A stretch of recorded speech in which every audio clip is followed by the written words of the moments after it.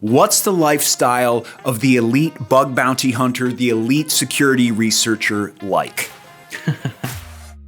Who is the best bug bounty hunter alive today? He sent them $2 million worth of report. And then he stopped and he's like, I'm gonna go back to playing video games. Police cars have like a mounted tracking device. They'll shoot into like victims' cars. And we found a way to get full admin access to that. How often does the security researcher butt up against extortion material? Really, really often. One of the banks I found was like really closely tied to OnlyFans. Do you have a wish list of targets that you would love to hack? If you give me like 2 weeks with a team of like 10 people, we could probably break into your company. A lot of the stuff I want to hack is things that if you start looking at it, they send you a letter in like 2 days where they're like, hey, stop, it's very bad. Mr. Curry, thanks so much for doing this, man. Before we start, you mind introducing yourself and what you do? Sure. My name is Sam Curry. I'm a security researcher. Been doing like ethical hacking, like bug bounty, like random security research projects for probably like 7 or 8 years now. What's up with the Miscreants t-shirt? I'm digging it. The last time I saw you, you were wearing a different t-shirt by that brand. Oh yeah, so there's a dude named Sean Sun, and he used to work as like a pen tester, like hacker for a really long time. He eventually like switched from hacking to like run like a design company called Miscreants, right? And he mostly does work with like these big companies that like they're security companies or whatever, and they want to do like hacker branding. But what he also does is every year at DEF CON, they release like a bunch of t-shirts, and like there's some of the only t-shirts where like you couldn't really tell this is like a hacking t-shirt, but it's like obviously a hacking company. The ones before sucked so bad. Like nobody wants to wear like a disco ball like looking t-shirt with like hacker stuff. So Miscreants is good. So the last time I saw you was in Las Vegas during Hacker Summer Camp, and you were renting this awesome property with a bunch of other hackers. I feel like every time I see you, you're about to jet set to someplace on the other side of the world to do some cool job for a high-profile client. My first question is, what's the lifestyle of the elite bug bounty hunter, the elite security researcher like? I'd say like 99% is just like sitting down at a computer, but like the 1% you got to get out and do stuff. It's really, really fun. Like, I try to make the most of my free time, and like I'll kind of like stumble into random things, but DEF CON's like a yearly thing that we'll do. And in the past few years, we've started just like renting Airbnb with like 10, 15 people, because like when you go to Vegas and you stay on the strip, it's just like you spend $500 a day at a casino. You know what I mean? So we've got like a really, really good group of people, like some of like the smartest people I've ever met, who just kind of like hang out at Airbnb. In like 2 weeks, I'm headed to Singapore to do a bunch of like hacking. So what it looks like is like random companies, they want attention from like top hackers. So what they'll do is they'll kind of like package these invitations where it's like, hey, you know, we're going to pay for your hotel. We're going to pay for your flight. Come stay with us and like have a week just to like look at our infrastructure. And then we'll go do cool stuff, like go to like an F1 race or whatever. Nice. So is working for F1 something you did in the past or something you're about to do? We've definitely like been to a few F1 events. We did like some security research that we're going to release soon for F1. And then like, it just happens that there's a race at like one of the live hacking events that we're going to. So it's just random stuff like that pops up from time to time.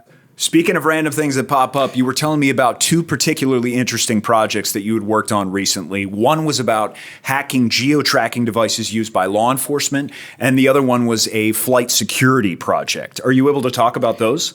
Yeah, I mean, we'll get into like so many random like categories of like security research that there's no real way to classify it. Like we've hacked like cars, like GPS stuff, airline infrastructure, like banks, like random stuff like that. It's kind of just like whatever is interesting at the time. The police stuff is really, really fun because it's like there's all this technology which is sold to police departments of just like cool gadgets. And a lot of those like end up somewhere, somehow on the internet, right? And one of those things that ends up on the internet is like this gadget where police cars have like a mounted tracking device that they'll shoot into like victims' cars to like track their car in a police chase. And we found a way to just like get full admin access to that. The fun hypothetical is like, say you're a criminal, you can like click a button, disable it. But like we got access to this like administrative dashboard where it's just like all these devices and all these police cars, and you can see which ones have been deployed, not deployed. And then there's just tons of like interesting APIs and stuff with like police forces that you could like hack and report vulnerabilities to. There's other companies we've hacked too where it's just like entire fleets of police cars where it's just like you get full super admin access to the actual telematic units and stuff, and you can just track like fleets of police cars. And like all that infrastructure is just like very deep and very hosed. It's just not the best. It feels like a lot of times I have conversations about vulnerabilities in government infrastructure. The subject matter of tech debt comes up. Basically, our government using old technology that needs to be updated, and that leads to vulnerabilities. How much of what you're talking about can be attributed to that? Yeah, I mean, there's a lot of really, really fascinating like bits and pieces there where it's like, if I'm like a contractor and I win a bid to like provide a police department with some technology, most of the time you're not going to be like wanting to spend the most money you can to like fulfill that contract.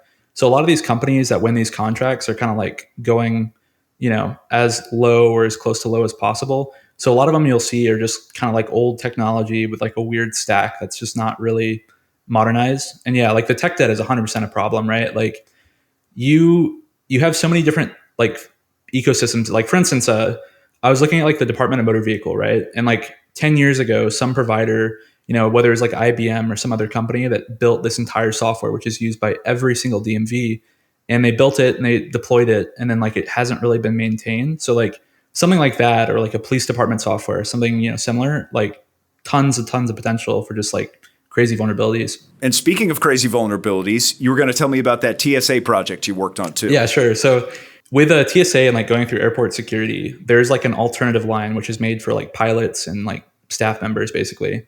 And everybody's probably seen it. People go to a little laptop, they show an ID, and they get to skip the whole queue. And we were really curious, like how that worked, like how the names actually got added to that database. And we realized that there's a few contractors, like contractor companies, which add names for the pilots.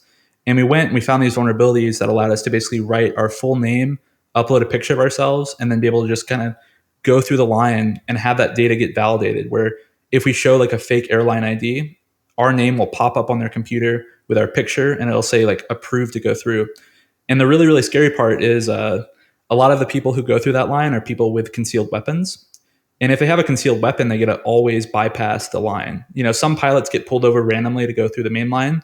But if your name is listed in that database as somebody who has a concealed weapon, you just always get to concealed skip the line. And it gets really crazy too, because that system is also used for cockpit access, whether or not you can like sit in the jump seat.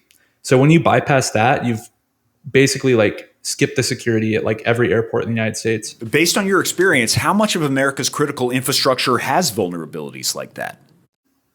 I mean, there's so much, and there's so many different areas. Like one thing we were looking at recently is like news websites, is like how do news websites like share data and manage data and do like broadcasting, right?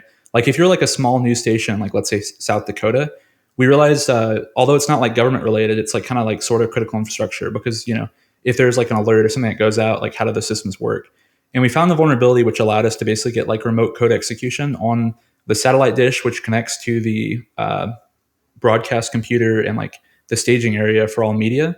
And we found that like thousands of news stations were vulnerable, and you could basically just go and shut down like any news station. So, I mean, there's just like so many different random bits and pieces, for like critical infrastructure that it's like very scary. Over the past week or so, I was going through a move, and I had this experience where I had this very brief period where my cell phone had run out of data for a wireless hotspot, but I was still waiting for the cable company to come out and install my new internet. And I was in this kind of like desert of non-connectivity. And during that time, the realization of just how dependent I am on the internet, how helpless I am without it, was really scary. And it makes you appreciate just how devastating an attack on critical infrastructure would be by foreign threat actors.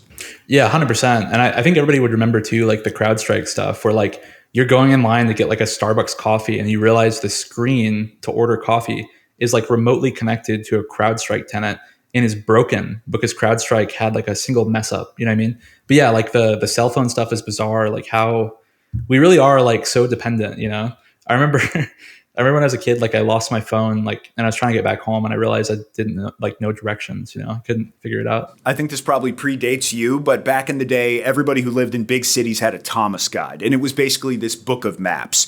You'd open it up, you'd go to like page 34 for a specific area of the city, go down to like grid A7, and that's how you would find directions for the place that you needed to go. And now all that is gone. Everybody just has Google Maps, and there's absolutely no learning curve. Like, for example, I go to Europe to to work out of the Cybernews office there. And when I go there, I just get off the plane, pull up Google, put in the coordinates, and I go exactly where I need to go. No problem at all. And I just think at this point, people who are young today have only lived under that system. And it's really hard for me to see people becoming less technologically dependent with time. Yeah, definitely. Like I'm, I think like 25, and I feel like the 18, 19-year-olds, like I look at them and I'm like, oh my God, like they're so dependent. When we just saw each other in Vegas, we were working on a car hacking video. I don't want to talk more about that because that's going to be coming out soon, but you do tons of car hacking projects, including one for Tesla recently. Can you talk about that one?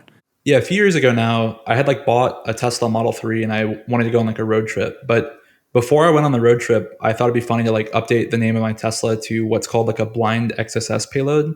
And what a blind XSS payload is it's basically like HTML and JavaScript. But if the payload escapes, if it breaks out at some point, like let's say, somebody loads that payload on their own website, it'll actually like transmit to that website and execute code on like a victim website, right?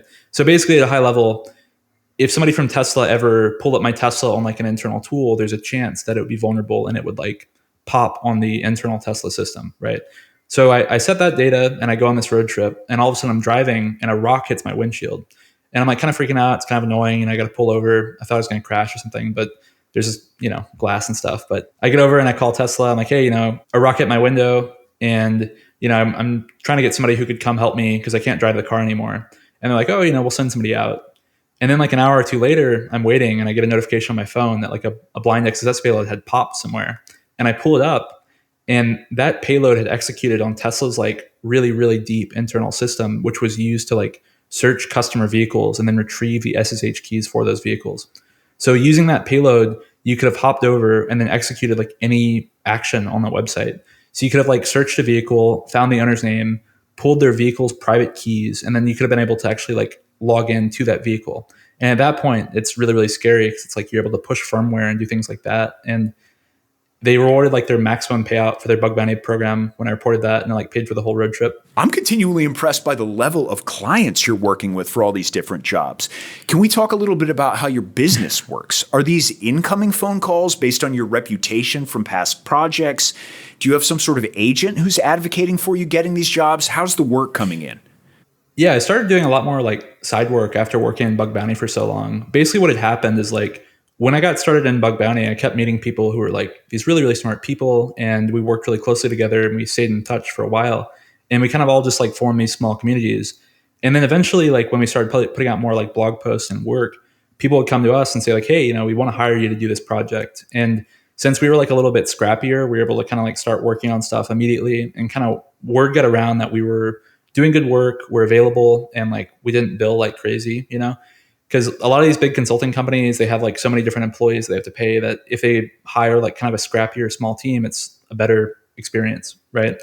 So we do, these 2-3 week engagements for these customers, and we publish like a lot of this security research alongside that. And people started coming to us more and more that we were able to kind of like build this little team up. And then after doing that for a few years, we started working with one customer in particular, like a bunch. And eventually the customer is basically just like, hey, we just want to like buy your guys' company and that way you can come just work for us. So we said, yeah. And then we started working for them. Based on my interactions with you and your buddies and your business partners over the past couple of years, I've found you guys to be incredibly collaborative and not ego-driven. But I have to imagine that there's got to be some sort of competitive spirit there as well, right?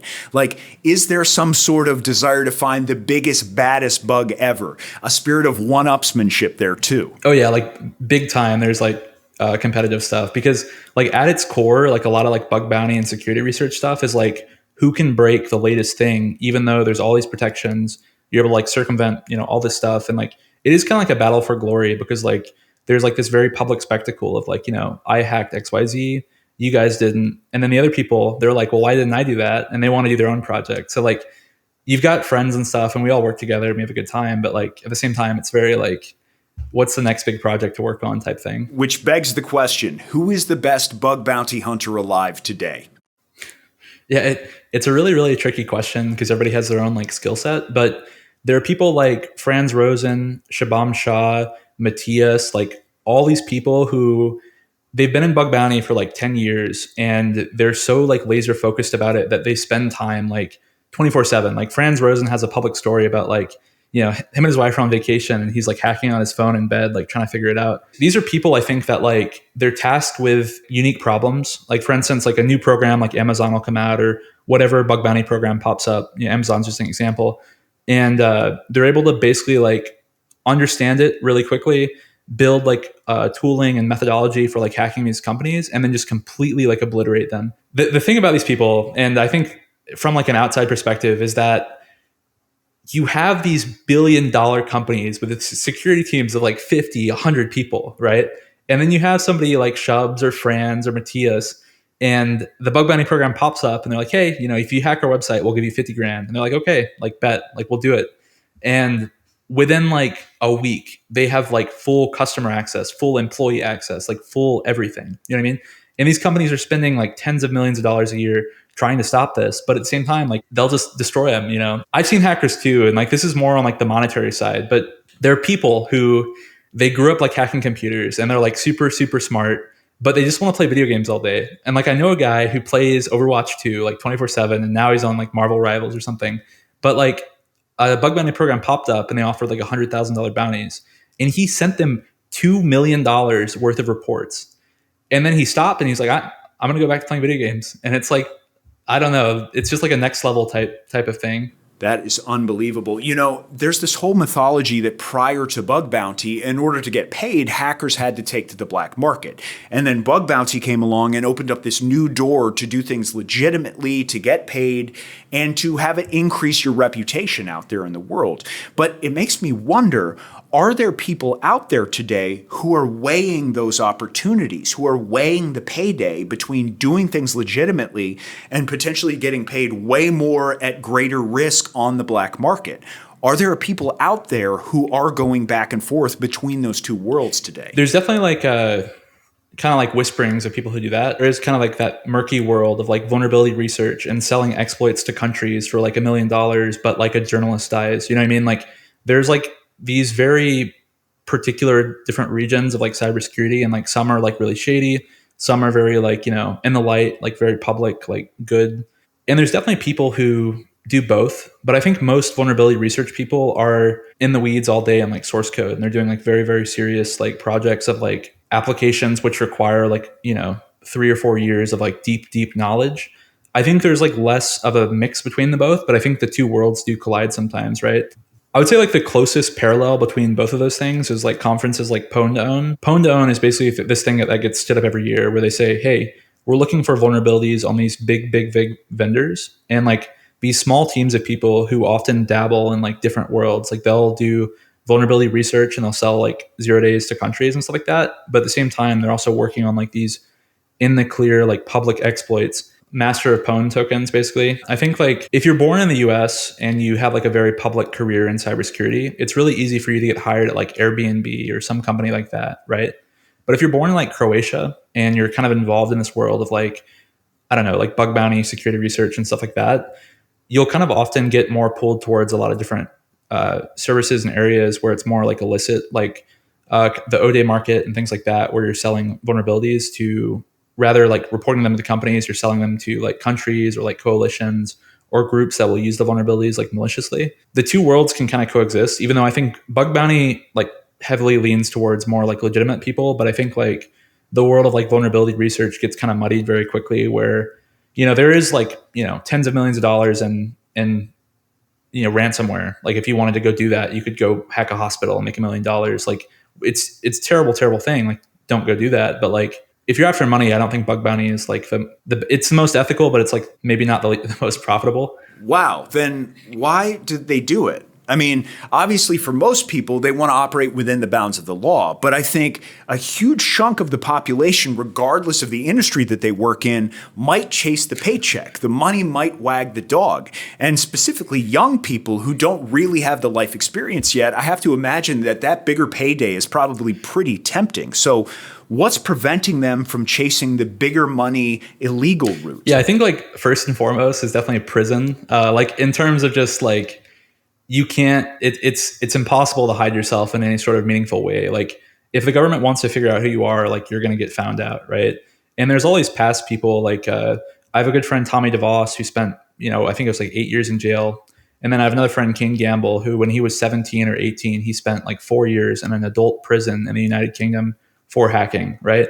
And when you see stories like that and you hear about that, like you realize you're not like invincible. Like it's really, really hard to be like this sort of like hacktivist, like sell 0 days, like type of person that makes money like that and then is able to just kind of like live a normal life, because the amount of precaution you'd have to do to like live that sort of lifestyle, and like there's no amount of things you could do to your computer, like my friend who works at a company like CrowdStrike, let's say like a CrowdStrike-esque company, he told me that a lot of like the Russian malware developers these days, they'll use like Windows 1997 or whatever or 95, because the new versions of Windows, like if you're using like even like 2007 version of Windows, it's just so much tracking that like any sort of work you do is just getting pinged back to Microsoft, right?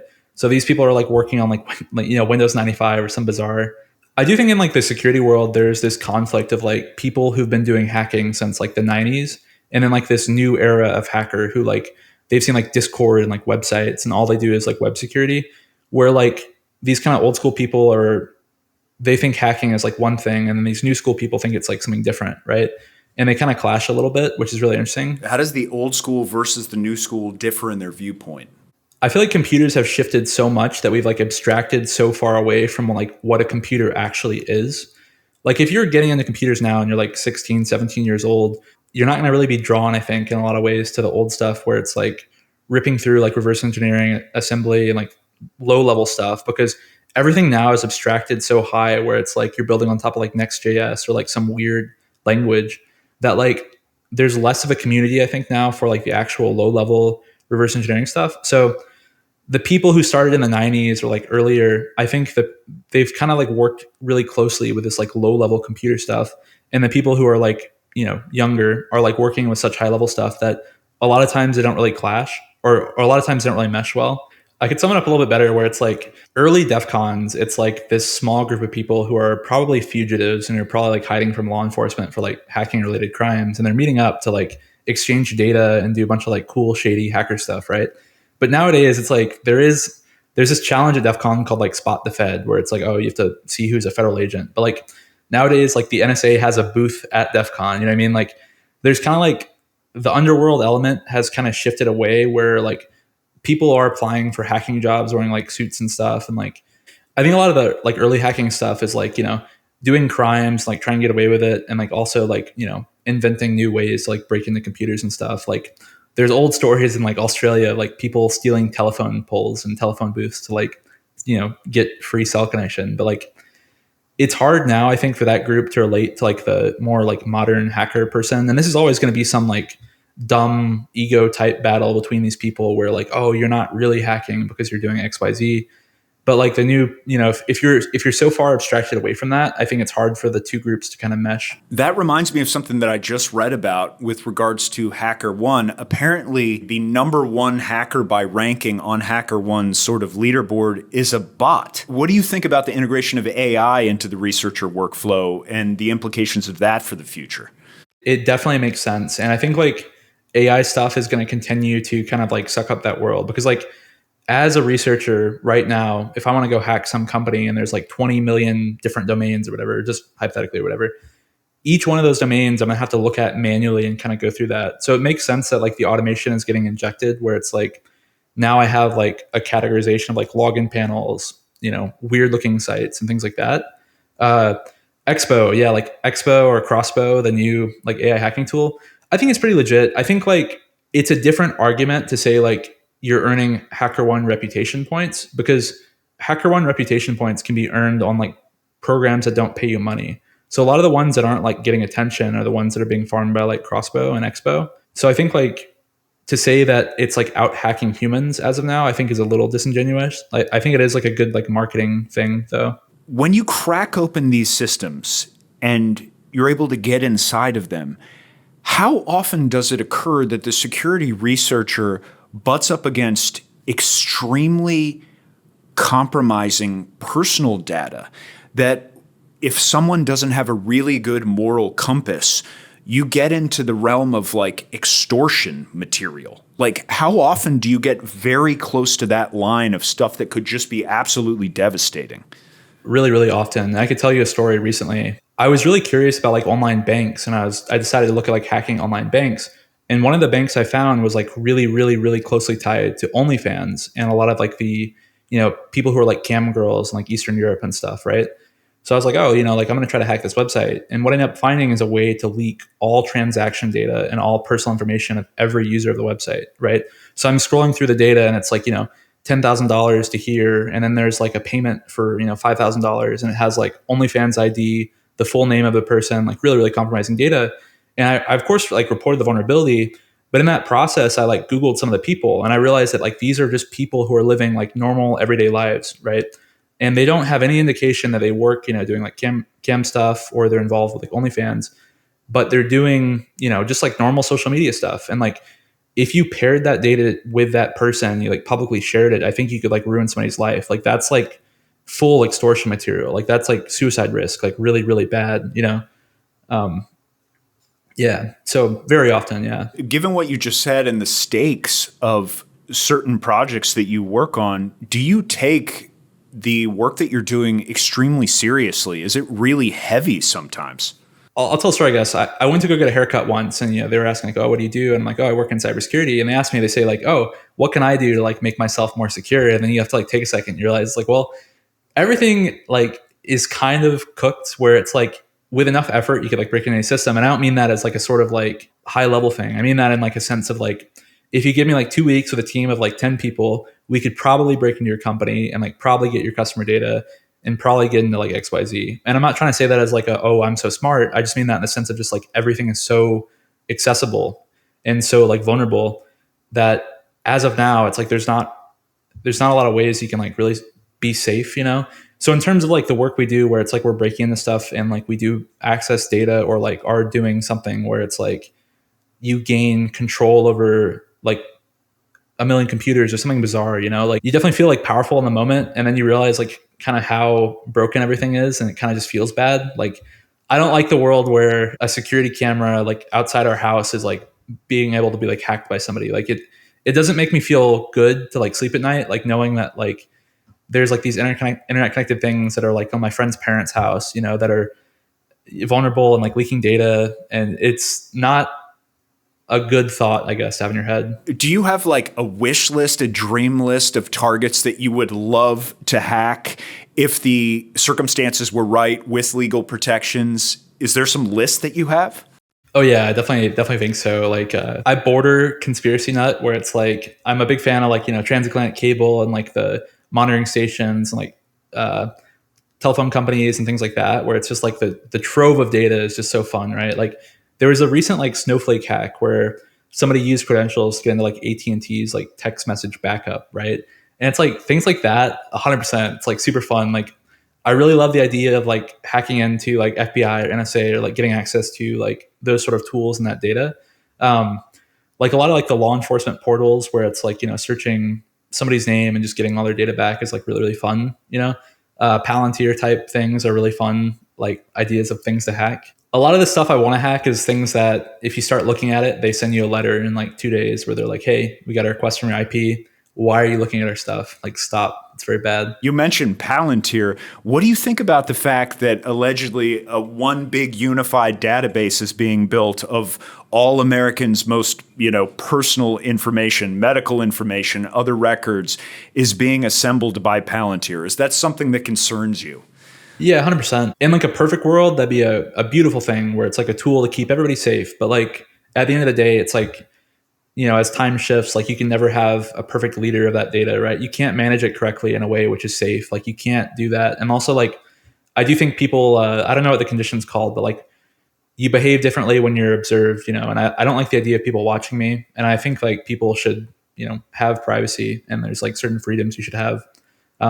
It's really scary. It really is because like having seen those levels of systems where it's like just a database or like a query with just absurd amount of data on people, like you realize how vulnerable and like how broken a lot of those things can be. And even if it's like the most secure thing in the world, like we saw with like, I think it was like the Vault 7 leaks, it's like even like our trove of like hacking tools gets popped. You know what I mean? Like if we do build it, it will get popped eventually. And like, it's kind of scary. So not a big fan. So what are you working on right now?